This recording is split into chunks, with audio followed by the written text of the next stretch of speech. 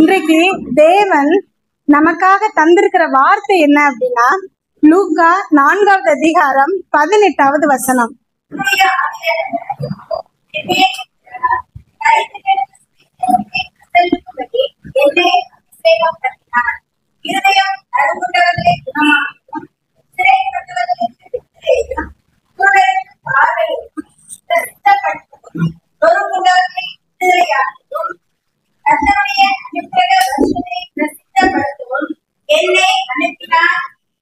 ஆமென்.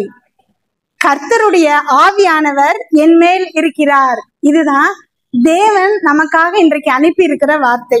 இப்போ கர்த்தருடைய ஆவியானவர் யார் மேல இருக்கிறார் அப்படின்னு சொல்றாங்கன்னா, இயேசு கிறிஸ்து மேல. இது எப்போ நடக்குது அப்படின்னா, இயேசு கிறிஸ்து சர்ச்ல ஒரு ஏசாயா தீர்க்கதரிசியின் புஸ்தகத்தை எடுத்து வாசிக்க ஆரம்பிக்கிறாரு. அப்போ இந்த வசனத்தை வாசிச்சுட்டு அவரு கண்டு அதை வாசிச்சுட்டு அவர் உட்கார்றாரு. உட்கார்ந்ததுக்கு அப்புறம் என்ன நடக்குது அப்படின்னா, எல்லாரும் அவரையே பாக்குறாங்க. பார்க்கும்போது இயேசு கிறிஸ்து எழுந்து திரும்ப சொல்றாரு, உங்கள் காதுகள் கேட்க இந்த வேத வாக்கியம் இன்றைய தினம் நிறைவேறிற்று அப்படின்னு சொல்றாரு. அப்போ இன்றைய தினம் உங்க காதுகள் கேட்க நீங்க கேட்கிற வார்த்தைகள் எல்லாம் உங்க வாழ்க்கையில நிறைவேற போகுது. இத நீங்க வேற யாரு சொன்னாலும் நம்ப வேண்டாம். ஏன்னா ஒரு ஊழியக்காரர்கிட்ட பேட்டி எடுத்துட்டு இருக்கிறாங்களாம். அப்போ அந்த ஊழியக்காரர்கிட்ட அவர் கேட்டிருக்காரு, நீங்க எப்படி இந்த வேதத்துல சொல்றதெல்லாம் நம்புறீங்க?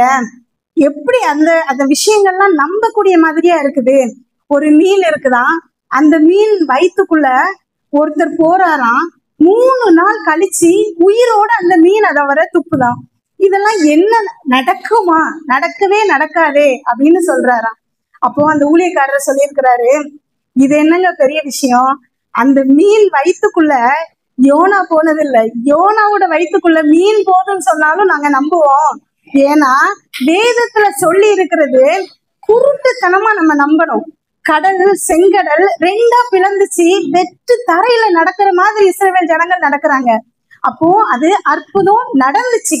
நிச்சயமா வேதத்துல இருக்கிற எல்லாமே நிச்சயமான உண்மை. அப்ப நம்ம அத குருட்டுத்தனமா சின்ன பிள்ளைங்க மாதிரி நம்பணும். இப்போ யாரோ சொல்லல, இயேசு கிறிஸ்து நம்மளை பார்த்து சொல்லுகிறாரு, இன்றைக்கு உங்க வாழ்க்கையில இந்த வார்த்தைகள் எல்லாம் நிறைவேறுது அப்படின்னு. அப்போ நம்ம நம்பிதான் ஆகணும். இன்றைக்கு இந்த வார்த்தைகள் தேவன் சொல்லும் போது இயேசு கிறிஸ்து மேல ஆவியானவர் இறங்கி இருக்கிறார், என் மேல் இருக்கிறார் அப்படின்னு சொல்றாரு. ஆவியானவர் எங்க இருக்கிறாரோ அங்க ஒழுங்கின்மை எல்லாம் ஒழுங்காகும், வெறுமை எல்லாம் நிறைவாகும். ஆதி ஆகமத்துல பாக்குறோம், பூமி ஒழுங்கின்மையும் வெறுமையுமா இருந்தது அப்படின்னு. ஆனா அங்க ஆவியானவர் நிழலாடிட்டு இருக்கிறாராம். எல்லா காரியங்களும் படைக்கப்பட்டுச்சு. வார்த்தையினால தேவன் அகிலத்தையும், பூமி, நட்சத்திரங்கள், மிருகங்கள், பறவைகள் எல்லாவற்றையும் என்ன செய்யறாரு? படைச்சு அங்க நிறைவாக்குறாரு. எல்லாமே ஒழுங்காகுது. இந்த இடத்துல நான் விசுவாசிக்கிறேன், ஆவியானவர் நிழலாடிட்டு இருக்கிறாரு. இவ்வளவு நேரம் நம்ம ஆராதிச்சோம், அப்பான்னு அவரை கூப்பிடும் போது ஆவியானவர் இறங்கி நம்ம மேல என்ன செஞ்சிட்டு இருக்கிறாரு? நிழலாடிட்டு இருக்கிறாரு. ஆமென். அந்த நேரத்துல இங்க பேசப்படுகிற ஜீவ வார்த்தைகள் நிச்சயமா உங்க வாழ்க்கையில என்ன ஆக போகுது? நிறைவேற போகுது. உங்களுடைய குறைவுகள் எல்லாம் நிறைவாக போகுது. உங்க வாழ்க்கையில அத்தனை நன்மைகளையும் நீங்க பெற்றுக்கொள்ள போறீங்க. அடுத்த வார்த்தை என்னன்னா, தரித்திரருக்கு சுவிசேஷத்தை அறிவிக்கும்படியும் அப்படின்னு போட்டிருக்கு. தரித்திரருக்கு சுவிசேஷம். தரித்திரர் அப்படின்னா உடனே நமக்கு என்ன ஞாபகம் வரும்னா, பணமே இல்லாத ஏழை அப்படின்னு தோணும். ஆனா சுவிசேஷங்கிறது நற்செய்தி. இப்போ ஒரு கஷ்டத்துல இருக்கிறவங்க கிட்ட பணத்தை பத்தி பேசினா அவங்களுக்கு சந்தோஷம், அது அங்க தரித்திரம். ஆனா சமாதானமே இல்லாம நிம்மதியே இல்லாம இருக்கிறவங்க கிட்ட அதுல உள்ள தரித்திரம். அவங்க கிட்ட போய் சமாதானத்தை கொடுக்கறது நற்செய்தி. அப்போ எல்லாருக்கும் நற்செய்திங்கிறப்ப உங்களுக்கு என்னென்ன குறைவு இருக்குதோ அந்த குறைவுகளை நிறைவேற்ற தேவன் அவராகவே இருக்கிறார். ஏன்னா மோசே தேவன் கிட்ட, நான் இஸ்ரவேல் ஜனங்களை போய் மீட்கும் போது நான் யாரு, தேவனுடைய பேர் என்னன்னு கேட்டா என்ன சொல்லணும்னு கேட்கிறாரு. அப்போ நான் இருக்கிறவராகவே இருக்கிறேன் அப்படின்னு சொல்றாரு. உங்களுடைய குறைவுகள் எதுவோ அதை நிறைவாக்க அவரு இருக்கிறாரு. கிறிஸ்து இயேசுவுக்குள்ள நம்முடைய குறைவுகள் எல்லாவற்றையும் மகிமையில் நிறைவாக்குகிறாரு. இன்றைக்கு நீங்க என்னென்ன குறைவுல வந்திருக்கீங்கிறது எனக்கு தெரியாது, ஆனா தேவனுக்கு தெரியும். உங்களுடைய இருதயத்தின் ஏக்கங்கள், ஏதோ ஒரு வேண்டுதல், ஏதோ ஒரு விடுதலையை வேண்டி நீங்க இங்க வந்திருக்கிறீங்க, தேவன் கிட்ட ஜெபிச்சிட்டு இருக்கிறீங்க. நிச்சயமா தேவன் உங்களுக்கு அந்த விடுதலைய தருவாரு. ஆமேன், ஹல்லேலூயா. ஏன்னா அவருடைய ரிச்னஸ் படி அவர் என்ன செய்வாராம், உங்களை நிறைவாக்குவாராம். இப்போ இருதயம் நறுங்குண்டவர்களை குணமாக்கவும், அதுதான் அடுத்து இயேசு கிறிஸ்து வாசிச்ச வேத பகுதி. இருதயம் எப்போ நறுங்குண்டு போகும், அது இங்கிலீஷ்ல போடப்பட்டிருக்குது புரோக்கன் ஹார்ட் அப்படின்னு. எப்போ நம்முடைய இருதயம் நறுங்குண்டு போகும்? நிறைய காரணங்கள் இருக்கலாம். நம்மளை எல்லாரும் வெறுத்து ஒதுக்கி தள்ளும் போது நம்ம இருதயம் என்ன ஆகும், நறுங்குண்டு போகும். வேலை பார்க்கிற இடத்துலயோ குடும்பத்திலேயோ நம்மளை யாருமே கண்டுக்காம இருக்கும்போது, இல்லை யாராவது நம்மளை ஏமாற்றும் போது, இல்ல நமக்கு யாராவது துரோகம் பண்ணும் போது நம்முடைய இருதயம் எப்படி இருக்கும், நறுங்குண்டு போகும். அந்த சமயங்கள்ல தேவனை நோக்கி பார்க்கும்போது, ஏன்னா நம்ம எல்லாருக்கும் தெரிஞ்ச வேத பகுதி, அன்னாள் என்ன பண்றா, தேவ சமூகத்துல அவளுடைய இருதயத்துல இருந்த அத்தனை துன்பத்தையும் என்ன செய்யறா, கொட்டுறா. ஆனா அதுக்கப்புறம் அவ என்ன செய்யல, துக்கமுகமாய் இருக்கவில்லைன்னு வேதத்துல போடப்பட்டிருக்குது. அங்க அவ அற்புதத்தை பெற்றுக்கொள்றா.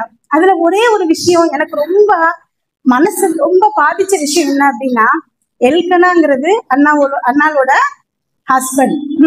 அங்க அவளுக்கு 2 மனைவி, பெண்ணினாள் ஒரு மனைவி, அண்ணாள்ங்கிறது இன்னொரு மனைவி. இந்த பெண்ணினாள் அண்ணால ரொம்ப துன்பப்படுத்துறா. அவளுடைய இருதயம் நறுங்குண்டு போய் இருக்குது. அப்போ இவனுடைய கணவன் என்ன சொல்றானா, அங்க பலியிடும் போது எல்லாருக்கும் 1 பங்குனா இவளுக்கு மட்டும் 2 பங்கு கொடுக்குறானா. 10 பிள்ளைகளை காட்டிலும் நான் உனக்கு பெருசு இல்ல அப்படின்னு அவன் சொல்றான். அப்போ அவ்வளவு ஆறுதலா, அவ்வளவு சமாதானமா போய் எல்கனா யார்கிட்ட பேசுறான், அண்ணாள் கிட்ட. ஆனா அவளுடைய இருதயம் என்ன ஆகல, சமாதானம் ஆகல. எப்போ அவளுக்கு சமாதானம் கிடைச்சது அப்படின்னா, எப்போ தேவ சமூகத்துல அவளுடைய இருதயத்தவா, நறுமுண்ட இருதயத்தை, மனக்லேசத்தை அங்க கொட்டுனாலோ அப்பதான் அவளுக்கு சமாதானம் கிடைச்சது. நாமளும் நிறைய நேரங்கள்ல என்ன பண்றோம், மனுஷங்களை நாடி போகிறோம். நம்ம ஏதாவது ஒரு கஷ்டம், ஏதாவது ஒரு பிரச்சனை அப்படின்னா மனுஷங்க கிட்ட போய் ஃபர்ஸ்ட் நம்ம சொல்றோம். அவங்க கிட்ட உதவியை நாடுறதுக்கு பதிலா தேவன் கிட்ட போனோம்னா, அவருடைய காலை பிடிச்சுக்கிட்டோம் அப்படின்னா நிச்சயமா தேவன் நமக்கு நன்மைகளை செய்வாரு. அதுக்கு அடுத்து அங்க போடப்பட்டிருக்குது சிறைப்பட்டவர்களுக்கு விடுதலை. சிறைப்பட்டவர்கள் அப்படின்னா ஏதோ ஒரு பிரச்சனையில சிக்கி இருக்கிறீங்க. இப்போ கதரேனருடைய நாட்டுக்கு இயேசுவும் அவருடைய சீடர்களும் வர்றாங்க. அங்க பிசாசு பிடிச்ச, அநேக பிசாசுகள் பிடிச்ச ஒருத்தன் இயேசு கிறிஸ்து முன்னாடி போய் நிக்கிறான். நின்னுட்டு, தேவகுமாரனே, நிறைய அங்க போடப்பட்டிருக்கு, உங்க எல்லாருக்கும் தெரிஞ்ச வேத பகுதி தான். ஏன்னா இயேசு கிறிஸ்து அந்த பிசாசை நோக்கி வெளியே போன்னு சொல்லி இருந்திருப்பாரு. அதனால அங்க அப்போ அவனை பத்தி அங்க சொல்லப்பட்டிருக்கும் போது அவன் தண்ணிக்குள்ளையும் நெருப்புக்குள்ளையும் போய் அடிக்கடி விழுந்துடுறான். யாராலையும் அவனை அடக்க முடியல, அவனை சங்கிலியால கட்டி வைக்க முடியல அப்படின்னு போடப்பட்டிருக்குது. ஆனா அவனுக்கு தேவை விடுதலை. பொதுவா நீங்க யோசிச்சு பாத்தீங்க அப்படின்னா, சங்கிலியால கட்டி வச்சாதான் விடுதலை தேவை, ஆமா தானே? ஆனா இங்க சங்கிலியால அவனை கட்டவே முடியலையா. பட் அவனுக்குள்ள பிசாசு இருக்கிறதுனால அவனுக்கு விடுதலை தேவையா இருந்துச்சு. இயேசு கிறிஸ்து இன்றைக்கு என்னென்ன பிசாசின் கிரியைகள்னால நீங்க சிறைப்பட்டு இருக்கிறீங்களோ, ஏன்னா இந்த ஜெபத்தின் தலைப்பே என்னதுதான், விடுதலை விழாதான். நீங்க என்னென்ன பிசாசின் கிரியையினால கட்டப்பட்டு இருக்கிறீங்களோ, என்னென்ன பிரச்சனைகளோ, அதுல எல்லாவற்றிலும் இருந்து தேவன் நிச்சயமா இன்றைக்கு உங்களுக்கு விடுதலையை கொடுக்க போகிறாரு. அடுத்து போடப்பட்டிருக்குது குருடருக்கு பார்வை. பிறவிலேயே குருடனா இருந்தவங்களெல்லாம் இயேசு கிறிஸ்து என்ன பண்ணாரு, குணமாக்கினாரு. ஆனா நான் இன்றைக்கு அதை சொல்ல போறது இல்ல. ஆவிக்குரிய கண்கள் குருடா நிறைய பேர் இருக்கிறோம். ஏன் நம்மளே இருக்கிறோம். எவ்வளவு பேசுறோம், எவ்வளவு பிரசங்கம் கேட்கிறோம். ஆனா ஒரு பிரச்சனை அப்படின்னு வந்துருச்சுன்னா நம்ம கண்ணு முன்னாடி அந்த பிரச்சனையை தான் வச்சு பாக்குறோமே தவிர, அந்த பிரச்சனையை விட பெரிய தேவனை தூரத்துல கொண்டு போய் வச்சிடுறோம். ஓ, தாவீது கோலியாத்தை எதிர்த்து போறான். அங்க இருக்கிற யாருமே கோலியாத்தை எதிர்த்து போகல. ஏன் அப்படின்னா அவங்க எல்லாரும் கோலியாத்தை முன்னாடி வச்சு பார்த்தாங்க. அவங்க கண்ணு பக்கத்துல, நீங்க பொதுவா கண்ணுக்கு பக்கத்துல ஏதாவது ஒரு பொருளை வச்சு பார்க்கும்போது அதுதான் பெருசா தெரியும். அதுக்கு பின்னாடி இருக்கிறத நம்ம என்ன செய்ய முடியாது, பார்க்க முடியாது. அப்போ மற்ற எல்லாருக்கும் கோலியாத்து பெருசா தெரிஞ்சாங்க. ஆனா தாவீதுக்கு மட்டும்தான் தேவன் பெரியவரா தெரிஞ்சாங்க. கோலியாத்து ரொம்ப சின்னவனா, ஏன்னா அவனை தள்ளி வச்சு பார்த்தான் தாவீது. நீங்க உங்க வாழ்க்கையில ஏதோ ஒரு பிரச்சனை உங்களுக்கு திடீர்னு கஷ்டப்படும் போது உடனே அதை யோசிக்கும் போது அதுதான் நம்ம கண் முன்னாடி வைக்கிறோமே தவிர, அதை விட எவ்வளவோ பெரிய தேவனை நம்ம என்ன செய்யறோம், பின்னாடி வச்சிடறோம். நம்ம அதை உடனே நம்மளால முடியலனாலும் நம்ம அதை பிராக்டிஸ்க்கு கொண்டு வந்தோம்னா நம்முடைய ஆவிக்குரிய கண்கள் திறந்துருச்சுன்னா, ஏன்னா சிலுவையில தேவன் நமக்கு வெற்றியை வாங்கி தந்துட்டாரு. வெற்றியான வாழ்க்கையை தான் நம்ம என்ன செஞ்சுட்டு இருக்கோம், வாழ்ந்துட்டு இருக்கோம். ஒரு கிரிக்கெட் மேட்ச் பாக்குறோம்னா லாஸ்ட் ஓவர்ல வெறும் 6 பால் இருக்கு, 12 ரன் தேவை. ஃபர்ஸ்ட் 4 பால் ரன்னே எடுக்கல, லாஸ்ட் 2 பால் 6 அடிச்சாதான் என்ன செய்ய முடியும், ஜெயிக்க முடியும். நீங்க இந்த மேட்ச் லைவா பார்த்துட்டு இருக்கீங்கன்னா எப்படி பாப்பீங்க, பயங்கர டென்ஷனா இருக்கும். எப்படி ஜெயிக்க முடியாதா, நம்பிக்கையே இருக்காது, அப்படிதானா?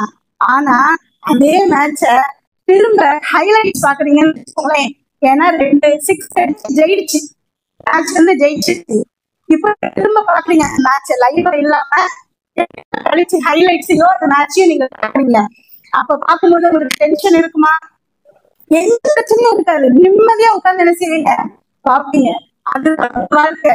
நீங்க ஜெயிச்சு, ஏன்னா 2000 வருஷத்துக்கு முன்னாடி இயேசு சிலுவையில வாழ்க்கைய ஜெயிக்க வச்சிருக்காரு. எந்த பிசாசின் கிரியைகளும், எந்த மனுஷனும், எந்த பிரச்சனையும் உங்களை ஜெயிக்க முடியாது, உங்களை முடியாது. ஏன்னா உங்களுக்குள்ள பிழைத்திருக்கிறது இயேசு கிறிஸ்து. அவர் உங்களை ஜெயிக்க வச்சிருக்கிறாரு. சோ நீங்க ஜெயிச்ச வாழ்க்கையெல்லாம் வாழ்றீங்க, ஹைலைட்ஸ் தான் பார்த்துட்டு இருக்கிறீங்க.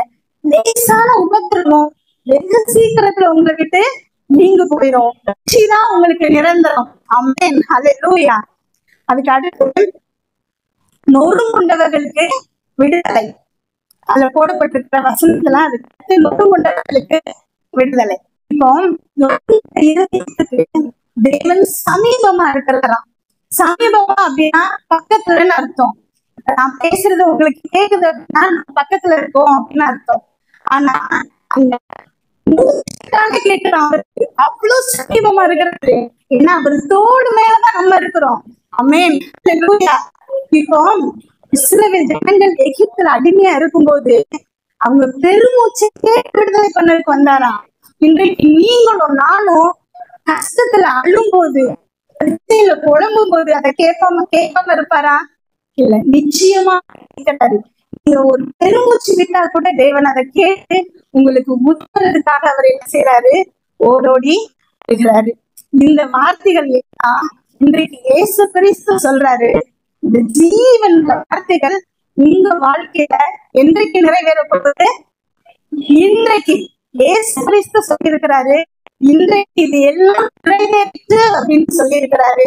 நம்ம தொடர்ந்து ஜெபத்துல பங்கு பெறுவோம். நிச்சயமா தேவன் உங்களுக்கு விடுதலை இன்றைக்கு கட்டளை எடுக்கிறார். ஆமென்.